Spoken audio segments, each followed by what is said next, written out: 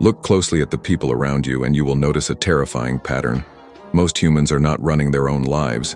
They are being driven by a biological programming designed for a world that no longer exists. They react to every notification, give in to every sudden craving, and let their immediate emotional states dictate their long-term destiny. If they feel tired, they skip the workout. If they feel bored, they scroll through endless algorithmic loops. They are passive participants in their own existence, desperately hoping that somehow tomorrow they will magically wake up with the willpower they lack today. But hope is a terrible strategy.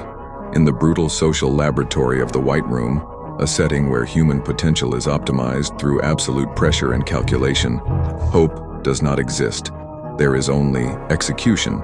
To understand Ayanokoji Kiyotaka is to understand a mind that has completely separated its actions from its emotions. He does not operate on motivation, because motivation is a fickle, fleeting chemical reaction in the brain. Instead, he operates on clinical, mechanical execution. If you genuinely want to break free from the cycle of chronic procrastination and build a level of discipline that looks terrifying to the average person, you need to systematically deconstruct your internal wiring and rebuild it from the ground up using the Ayanokoji method. The core illusion that keeps you trapped in a cycle of weakness is the belief that your thoughts, your feelings, and your actions are all the exact same thing. When you tell yourself, "I don't feel like working right now," your brain treats that feeling as an absolute command. You mistake a temporary chemical signal for a permanent reality. Ayanokoji's ultimate power lies in his radical psychological decoupling. He perceives his emotions not as instructions but as raw data. If he experiences fear, fatigue, or the temptation to take the path of least resistance, he simply observes the sensation without letting it touch the controls of his physical body. Think of your mind as a highly sophisticated mainframe computer. Your emotions are just background processes running in the terminal. They can send warning lights, they can flag errors, and they can generate noise. But they do not own the root access key unless you voluntarily hand it over. The moment you realize that there is a distinct, unbridgeable gap between feeling tired and actually choosing to stop working, your entire perception of discipline changes. You stop waiting for the perfect mood to strike before you take action. You begin to treat your physical body like a tool, a piece of machinery that executes commands regardless of whether the internal software is complaining. To achieve this level of cold, calculating execution, you must implement what can only be described as the White Room Protocol, the absolute elimination of cognitive friction. Your brain is hardwired by millions of years of evolution to conserve energy, which means it will always look for the easiest possible exit. If you have to make a conscious decision every single time you want to study, work out, or eat cleanly, you will eventually fail because your decision-making reservoir will drain out.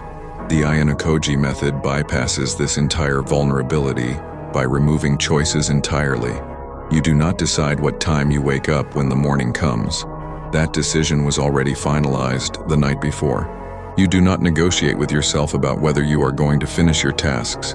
You treat the schedule as an absolute law of nature, as unyielding as gravity. When you remove the element of internal debate, you instantly kill procrastination. You no longer spend 20 minutes arguing with yourself in bed about whether you need another half hour of sleep. You simply move. By automating the mechanical aspects of your life, you free up massive amounts of cognitive bandwidth to strategize, analyze, and dominate your environment, just like a master chess player moving pieces on a board where everyone else is still trying to figure out the rules. True discipline requires you to adopt a radically objective perspective on your own psychology, viewing your habits through the lens of cold utility. Ask yourself a deeply uncomfortable question. What value do your current daily habits actually provide to your long-term objectives? If a habit does not serve as a stepping stone toward absolute self-mastery, it is nothing more than dead weight, dragging you down into mediocrity. Ayanokoji does not waste a single unit of energy on superficial social dynamics, pointless gossip, or short-term dopamine chasing, unless it serves a specific, calculated strategic purpose. Every action is evaluated by its net return on investment. When you begin to view your time and energy as finite, highly valuable assets, you naturally stop bleeding them out into trivialities. You stop treating your life like an accidental sequence of events and start engineering it like a carefully calibrated machine. This shift in human perception requires you to be brutally honest with yourself, cutting away the comforting lies you tell yourself to justify your lack of progress. You are not too busy to build a better life.